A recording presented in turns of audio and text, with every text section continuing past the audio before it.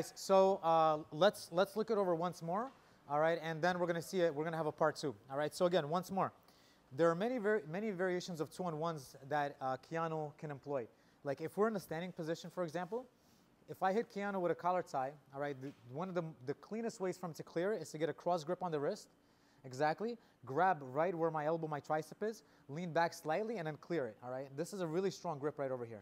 With this grip, now he can manage the distance really well. All right. If this hand was on the same side, was reversed like this is just very easy for me to break. As opposed to here, yeah, it's very difficult for me to break. There's a push and a pull going on. He's wrenching right at my elbow. It's very hard for me to move my hand around. Right. So the same thing is happening from the bottom for him. As I'm here, I'm looking to make him flat. I'm trying to push the shoulders. He intercepts like this. Guys, if his hands are very close together, something like this. Like my elbow is completely free. Like I can look to kind of clear it. There's no bend. He's not chicken winging my arm at all. All right. So that's why he wants to have my wrist and he wants to have my elbow exactly. Now he's doing this really big chicken wing. When he brings his elbows close to his body, it makes it very difficult for me to break this grip. All right. So from here, I'm going to be nice and low. I'm going to use my hand to push and I'm going to use my arms to do a big swing. As that happens, he posts. Wilson, look how he posts. If he pulls that arm like really far behind him, like that's like unrealistic. Like he's just gonna like he's just gonna go flat. You know what I mean? He's gonna have a post that's pretty close to his body. Exactly. His hips are facing towards my right, so I'm gonna step my right foot inside. I'm gonna break the grip. As soon as I break the grip, I lower my level. My hand goes right underneath the armpit, and my knee's gonna go across this far hip, the near hip. Sorry, just like that. A lot of times, as I'm doing this, he's gonna intercept me with this frame like this, right? So sometimes I can pass. It just depends on the strength of that frame. Sometimes I can pass. But sometimes if I start to pass, he's going to use that frame to regard right away, all right? So a lot of times I want to clear it. You have to feel it. You have to feel how strong that push is, all right?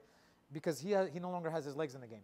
So once we're here and I have this underhook and he has a really strong frame, all right, I'm going to bring my hand to the wrist. My hand, that's the underhook, is going to go to the tricep.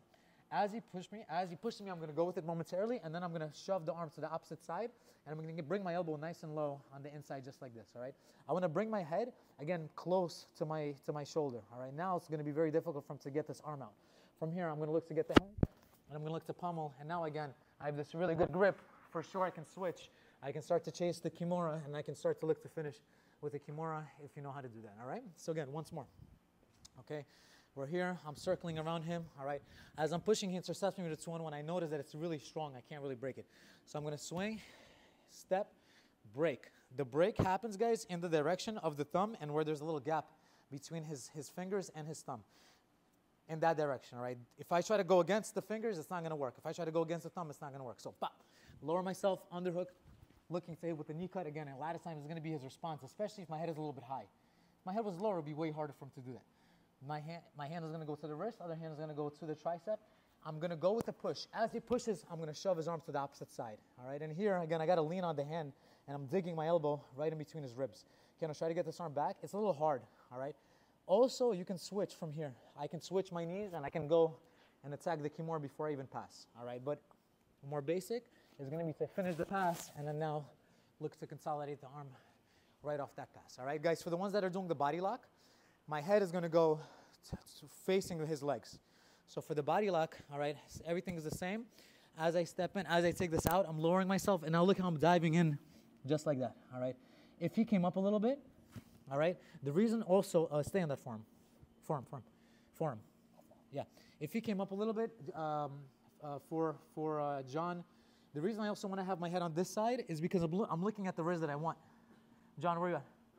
Right here, because now I can look to trap, and I can look to do this, all right? And now I can just do almost whatever I want to my training partner once I have that wrist, for example, all right? So that's another reason why your head is on that side. You want to trap that wrist. You want to make it harder for them to frame and get out, all right? Bonus for those that are looking to do the body lock. Any questions, guys, before we drill this one? We're good to go? Let's go. John, that's another thing, yeah.